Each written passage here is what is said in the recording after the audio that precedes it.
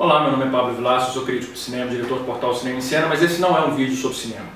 Esse é um vídeo que me surgiu, eu ia falar vontade, mas nem é vontade, me surgiu a necessidade de gravar, porque hoje eu comecei a cobertura da 38ª Mostra de Cinema de São Paulo. E antes da exibição do primeiro filme, eu estava me preparando para assistir ao primeiro filme do dia. Um cara se aproximou de mim, um cara jovem se aproximou de mim e me abordou. E é uma coisa que é relativamente comum acontecer em festivais, porque o público está acostumado a ler o Cinema em Cena, então naturalmente tem uma maior familiaridade comigo, com o site. No Rio, por exemplo, Festival do Rio, todos os dias se aproximaram leitores, ex-alunos, para manifestar carinho, não só em relação a mim, mas em relação ao site, ao fato do Cinema em Cena continuar depois de um momento difícil, ou para falar sobre os filmes, sobre a programação. Então quando esse rapaz se aproximou, eu achei que fosse mais ou menos algo assim que fosse acontecer, e não, ele se aproximou de mim para me insultar. Com o propósito de me provocar, me insultar e me ofender. E na hora, inclusive, eu fiquei muito irritado, acho mais irritado do que ele esperava que eu ficasse, inclusive. Que aliás acho que foi um erro dele mais importante do que ele merecia. Mas depois eu fiquei pensando no absurdo que é uma pessoa se aproximar de outra para insultar em função da sua posição política. No local de trabalho, eu estava lá para trabalhar, não estava lá fazendo... Porque eu não sou político profissional, eu não sou pago por ninguém para manifestar minha opinião, para falar de política. Nunca ganhei um centavo para falar de política, ao contrário, me prejudica profissionalmente, como esse caso comprova.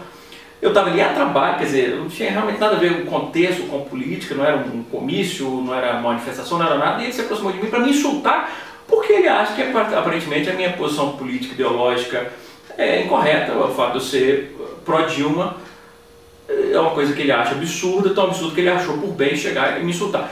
É uma coisa imagina, é tão antidemocrática você se aproximar, não é nem para debater, simplesmente para fazer uma provocação, e que é uma coisa que tem que se tornar cada vez mais comum, esse tipo de provocação, de insulto. E eu não tenho dúvida nenhuma que boa parte disso se deve a um ranço, a um clima de hostilidade, um clima bélico, que foi construído cuidadosamente pela mídia brasileira conservadora, de direita, reacionária, ao longo dos últimos anos. E não adianta nem eleitor de Aécio falar que não, isso é uma conspiração, uma teoria conspiratória, porque não existe isso.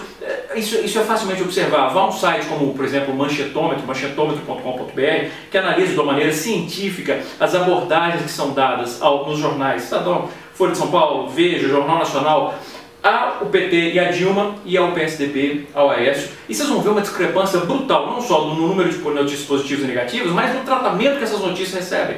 Você vê, por exemplo, vamos pegar dois escândalos. Aliás, escândalo é um negócio interessante, basta denunciar, não precisa comprovar nada. Se você denunciou, já vira algo comprovado. É uma tática velha da mídia. Em 89, às vésperas da eleição, acusaram o PT de ter sequestrado a Abílio Diniz. Em 2010, lançaram uma campanha absurda contra a Erenice Guerra, que era próxima a Dilma, que é uma campanha que durou semanas, ganhando destaque no Jornal Nacional, jornais, impressos, revista, e depois a Erenice foi provada inocente. Como foi provado inocente o Orlando Silva, como foi provado inocente o Luiz Buchiquem. Quer dizer, não interessa se você vai destruir a reputação de pessoas inocentes, interessa você julgar e se colar a denúncia, ótimo, porque você prejudica a pessoa que você quer prejudicar. Então, mas vamos pegar, por exemplo, o escândalo da Petrobras e o tratamento que recebe o aeroporto que o Aécio construiu na fazenda da família em Minas Gerais. São duas abordagens completamente diferentes, você não ouve falar disso, você não ouve falar, por exemplo, do helicóptero. Imagina isso, um helicóptero foi encontrado, um helicóptero pertencente a um senador foi encontrado com 500 quilos de cocaína. Ninguém fala disso. Como é que pode? A imprensa não tem interesse num negócio desse? Curiosamente, ele é aliado do Aécio. Não se fala do aeroporto, não se fala do Mensalão Tucano em Minas Gerais, não se fala do cartel dos metrôs em São Paulo. Quer dizer, é um tratamento absurdamente discrepante, sendo que qualquer coisa, eu já vi manchetes no UOL de primo de... Não, teve um médico que atendeu Lula envolvido num escândalo. Um médico que atendeu Lula envolvido, vocês viram a manchete no principal portal de notícias. Isso é um absurdo. Então, você cria um clima de hostilidade, de rancor em relação a todo um projeto político, que agora nós estamos vendo os resultados aí. Não é nem questão de mérito.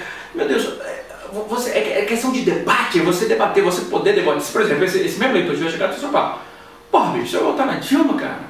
Não é possível, não é possível que você concorda com isso, não é possível que você ache isso. Ótimo, bacana, eu poderia ter, né, apesar do seu momento, mas eu poderia ter falado, não.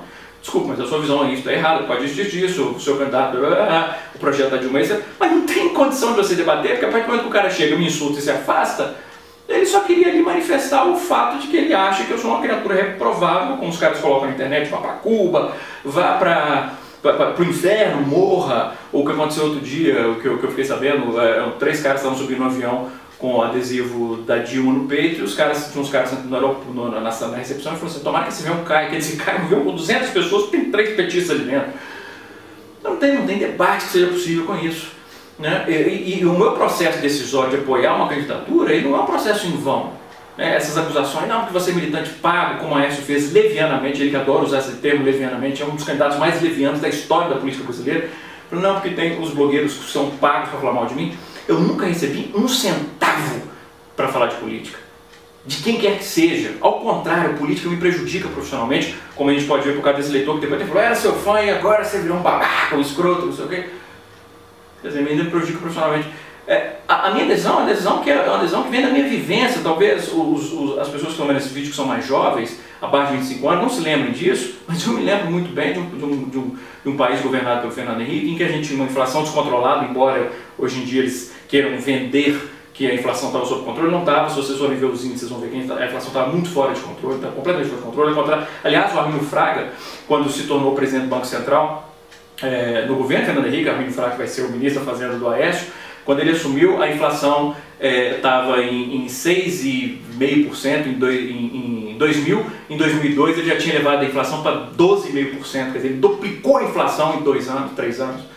Então, você está sob controle. Eu lembro das pessoas passando fome. Aliás, lá no YouTube, pesquisa Jornal Nacional, série sobre a fome, uma matéria sobre a fome no Brasil, que a gente via manchete, pessoas morrendo de fome. A gente via isso nos jornais, crianças esqueléticas morrendo de fome.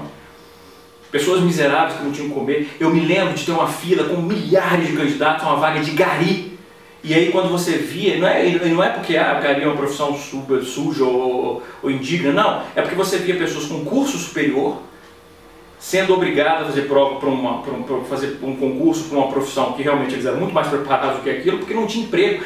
Vocês talvez com menos de 25 anos, duvido, você gosta de falar que o país está isso, o país está aquilo? Você conhece alguém que ficou desempregado por 6 meses, 1 ano, 2 anos? Alguém que está procurando trabalho há esse tempo e não consegue?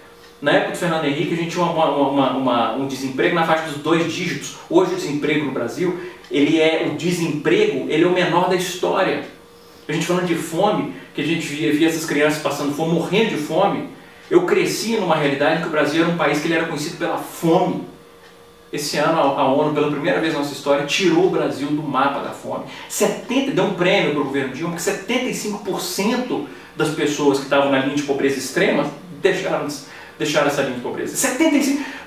Para quem sempre teve o que comer, no café da manhã, no almoço e no jantar, talvez isso não seja grandes coisas, mas imagina alguém que não tinha o que comer e hoje toma café da manhã, almoço e janta.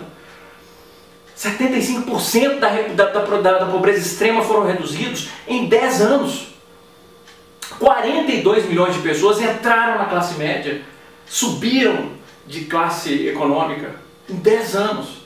Então as minhas decisões para apoiar o governo Dilma são decisões que elas são embasadas, não é no anti-tucanismo, porque a maior parte dos eleitores do Aécio pergunta, vai votar por quê? Tem que tirar o PT do poder? Não, o meu projeto de defender Dilma não é um projeto anti-ninguém, é um projeto pró uma ideologia, um projeto de governo, um programa social que vem tirando e vem melhorando das pessoas da miséria e melhorando tanto o Brasil. A gente pega Minas Gerais, você pega o candidato, o Aécio Neves, eu sou de Minas. Eu estou cansado de saber como é que é em Minas a educação, a saúde, que ele adora falar. A educação tem o IDEB, é um índice maravilhoso, um dos melhores do país, é óbvio, não tem reprovação. Primeiro, quando ele fala do primeiro grau, o índice não é estadual, é municipal. Então ele está roubando para ele um índice positivo que não é dele. E quando ele fala do ensino médio, não tem reprovação. Se não tem reprovação, é óbvio que o índice vai subir. Agora pergunta para qualquer professor da rede estadual em Minas Gerais o que eles acham de Aécio Neves. São salários de miséria, é um tratamento, redução de bônus, aliás, não existe bônus, um bônus que ele prometeu que não existe, aumento de carga horária, uma desvalorização profunda da classe inteira de professores. Se você pega, por exemplo, o índice de saúde, Belo Horizonte, Minas Gerais, dos 26 estados mais o Distrito Federal, quer dizer, de 27 unidades da federação, Minas Gerais foi o 24º em termos de investimento em saúde. Como é que esse cara pode dizer que ele quebrou o choque, o famoso choque de gestão? Vamos pesquisar, como a Dilma disse no outro debate, essa é a diferença. Esse projeto, pro Dilma, a gente pode dizer, vá ao Google e confira. Você pega no último debate, a Dilma disse, entra no site do Tribunal de Contas do Estado, para conferir o que eu estou dizendo, enquanto que o Aécio disse, entra no meu site. Por quê? Para você ler a verdade dele, que é o que ele está acostumado. Né? A censura em Minas Gerais é notória. Não se fala uma linha. No caso do aeroporto, por exemplo, do Mensalão, 15 dias depois do aeroporto do Mensalão, fizeram uma pesquisa em Minas Gerais, 70% da população de Minas nunca tinha ouvido falar do caso do aeroporto. Por quê? Não sai na imprensa. Isso é censura. Ele adora falar da censura do PT. Não, isso é censura. Porque é muito fácil você posar de honesto quando nada é investigado, quando tudo é varrido por debaixo do tapete, quando nenhum jornal noticia nada porque é cúmplice dos desmandos do governo. Então você pega a maneira como o Aécio conduziu o famoso choque de gestão, de novo ao Google. O Estado de Minas Gerais, ele tem uma dívida, que é uma dívida que inclusive um dos próprios secretários do Estado disse que era uma dívida cujos empréstimos estavam atingindo o limite da ilegalidade. É uma das maiores dívidas, ou a maior dívida pública do país. E ele vem posar de bom administrador. Eu conheço Minas Gerais, eu cresci em Minas Gerais, morei minha vida inteira em Minas Gerais, e eu sei que desmando que foi, que desastre que foi o governo de Aécio Neves. E aí, como a Dilma denunciou no Tribunal de Contas do Estado, o site simplesmente saiu do ar, e quando ele voltou, os documentos magicamente tinham desaparecido, os documentos que a Dilma tinha feito referência a eles. Depois alguns jornais até publicaram, recuperaram e publicaram. É isso que a gente vive em Minas Gerais, é você cobrir a realidade, é você mentir e você cobre oficialmente a realidade. Curiosamente, a diretora do Tribunal de Contas do Estado é esposa do Clécio Andrade, que é ex-vice do Aécio. Então, a minha decisão de votar em Dilma, que é inabalável, e eu nunca, aliás, minha certeza cresce cada vez mais da retidão desse voto, não é um voto anti-Aécio, embora por vários motivos eu tenha profunda ojeriza ao Aécio Neves, mas é um projeto, é um voto pró alguma coisa.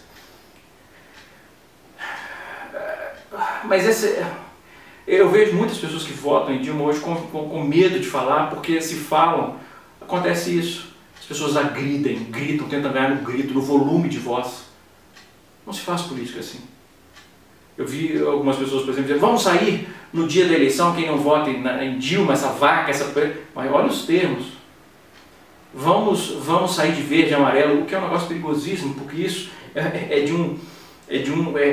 fede ao nacionalismo ultrapassado que tende ao fascismo, de você se apropriar dos símbolos nacionais para dizer, não, nós que votamos no Aécio que somos autênticos brasileiros, o resto nem devia estar aqui. Isso é uma coisa perigosíssima, inclusive. Então, a discussão de ideias, o debate, ele é salutar, e é assim que se faz política.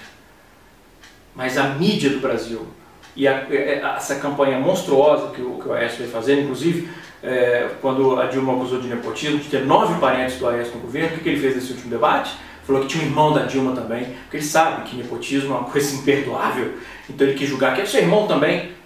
Quer dizer, ele não se preocupa, de novo, em que é uma mentira tão descarada. Tem uma matéria no Globo, eu vou linkar depois, talvez aqui mesmo na descrição do vídeo, uma matéria do Globo mostrando que é o irmão da Dilma, é um cara que o único emprego público que ele teve foi na prefeitura do Pimentel, anos e anos e anos e anos e anos antes da Dilma sonhar em ser presidente. Como é que ele acusa a Dilma de nepotismo? Sabe por quê? Porque ele sabe que basta acusar. E ele vai ter um monte de papagaio repetindo essa acusação como se fosse verdade absoluta. A imprensa vai repercutir, mas não vai se preocupar em desmentir com o mesmo destaque. É o que acontece o tempo inteiro. Quando alguém chega, por exemplo, e fala assim, você é um petralha vendido, você vende. Não interessa para eles se eu sou um perfil pago. A acusação eles jogam, eles não querem saber se é verdade ou não. O que interessa é a acusação. É isso que eles fazem do lado de lá, e é por isso que por causa de todo esse projeto que eu digo, com toda a convicção, como habitante de Minas Gerais, a velha história do 45 eu não aperto nem no micro-ondas. Mas eu estou sempre disposto a debater ideias. Mas esse tipo de agressão não é assim. A discussão democrática, o debate democrático não funciona assim. Pesquisem. Essa é a diferença entre o lado de cá e o lado de lá. Nós podemos dizer isso com toda tranquilidade. Vai no Google e confira as informações. Eles não podem. Se você pesquisar, você vai ver que eles estão mentindo. Um grande abraço, um ótimo voto Não perder o costume. Bons filmes.